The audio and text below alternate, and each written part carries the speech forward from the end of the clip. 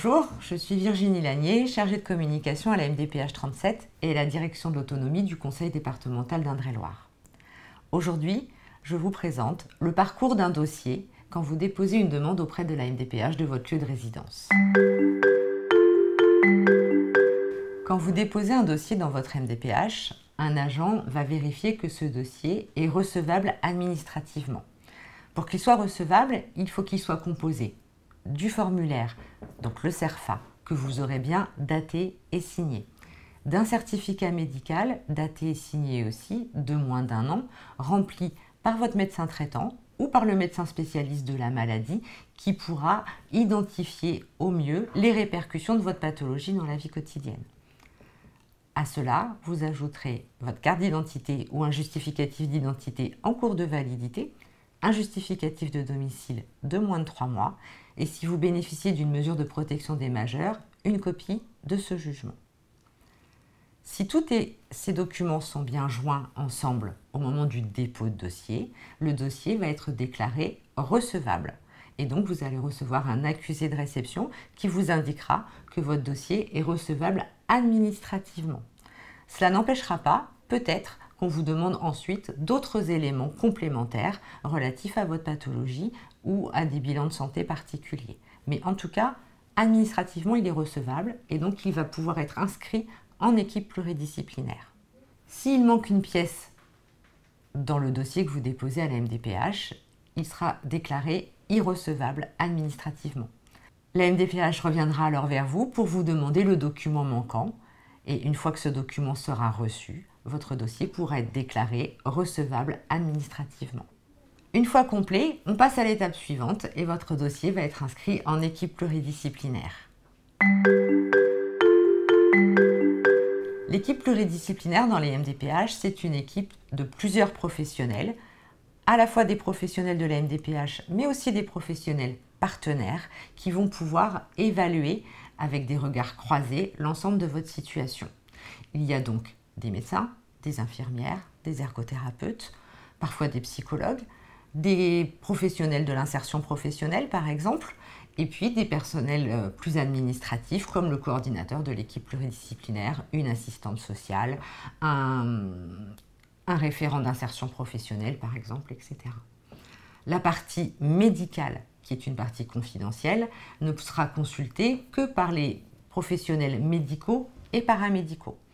Et la partie sociale, administrative, sera consultée par les professionnels qui vont pouvoir donc prendre en connaissance des éléments que vous avez apportés, vous, dans votre formulaire.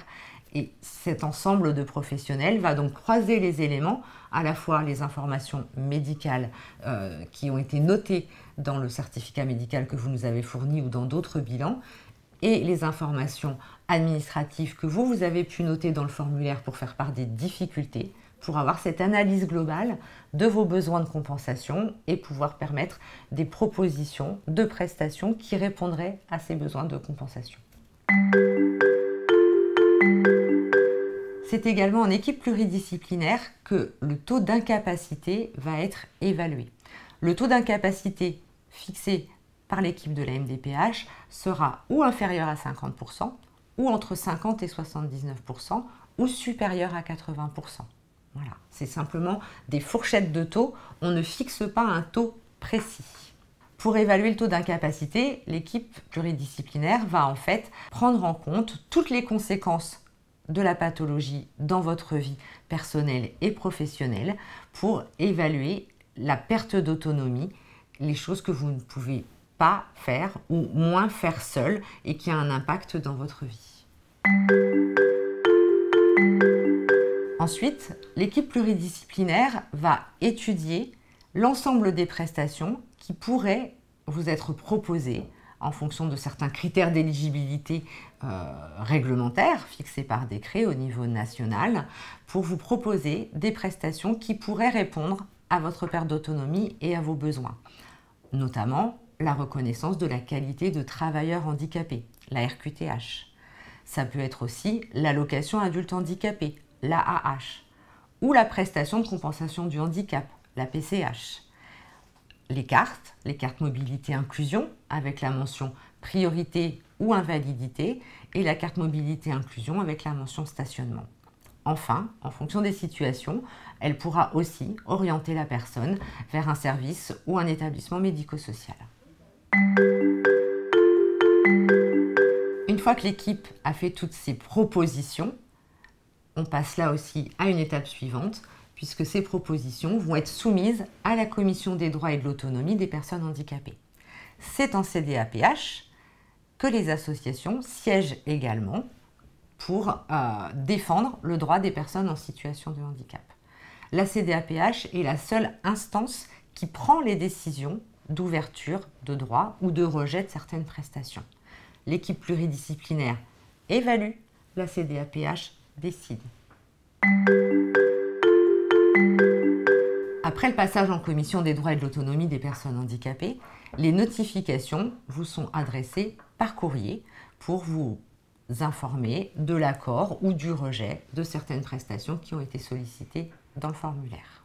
Le délai légal pour vous apporter une réponse est de 4 mois. La MDPH ne met pas en œuvre les droits qui sont accordés. Le rôle de la MDPH, c'est bien d'informer, d'évaluer et d'ouvrir le droit aux prestations. La MDPH n'est en aucun cas un organisme payeur. Si vous avez eu un accord pour une allocation adulte handicapé, c'est l'organisme qui paye les prestations familiales, la CAF, la MSA, qui vous versera cette allocation adulte handicapé. Si vous pouvez bénéficier d'une prestation de compensation du handicap, c'est votre conseil départemental qui financera cette PCH. C'est pour ça que les notifications que vous allez recevoir sont aussi adressées aux organismes partenaires qui, eux, vont mettre en œuvre ces décisions, notamment le paiement des prestations financières. L'équipe pluridisciplinaire évalue chaque demande de façon individualisée. Elle n'a pas un tableau qui donne les droits pour telle pathologie. Voilà. Les droits et les prestations ne sont pas accordés de façon identique pour la même pathologie. En effet, avec la même maladie, en fonction du moment où elle s'est déclarée, en fonction de ses évolutions, de son intensité, des crises, des périodes peut-être plus latentes, les droits ne seront pas les mêmes au moment de l'évaluation. Voilà. Donc vous pouvez discuter avec d'autres patients myasthéniques, vous n'aurez pas forcément les mêmes droits ouverts auprès de la MDPH parce que les conséquences de la myasthénie dans votre vie peuvent être différentes d'une personne à l'autre. Quand vous avez réuni tous les documents pour déposer votre dossier à la MDPH, il est donc enregistré administrativement, vérifié qu'il est recevable et complet, inscrit en équipe pluridisciplinaire, évalué de façon globale par cette équipe pluridisciplinaire, puis soumis à la Commission des droits et de l'autonomie qui prend les décisions et qui vous adresse les réponses par notification. Les droits qui sont accordés par la Commission des droits et de l'autonomie ont une durée. Voilà, il y a une date d'échéance sur vos notifications. On fait parfois des droits à vie pour les personnes dont la pathologie n'est pas susceptible d'évoluer favorablement. Donc quand on sait que la situation de handicap telle qu'elle est au moment du dépôt de dossier ne va pas évoluer favorablement. Sinon, on peut ouvrir des droits pour une période de 5 à 10 ans. Avant la date d'échéance, il vous reviendra donc de refaire une demande auprès de la MDPH pour renouveler vos droits et vos prestations. Votre situation sera alors à nouveau étudiée dans sa globalité avec les nouveaux éléments et prendra en compte les évolutions des conséquences de la maladie s'il y en a eu sur les dernières années. Cela n'interdit pas de refaire un dossier avant la date d'échéance. Si malheureusement la situation se dégrade, si vous avez de nouveaux besoins avant la date d'échéance de votre notification, à tout moment, vous avez le droit de redéposer un dossier complet auprès de votre MDPH pour que votre situation soit à nouveau évaluée.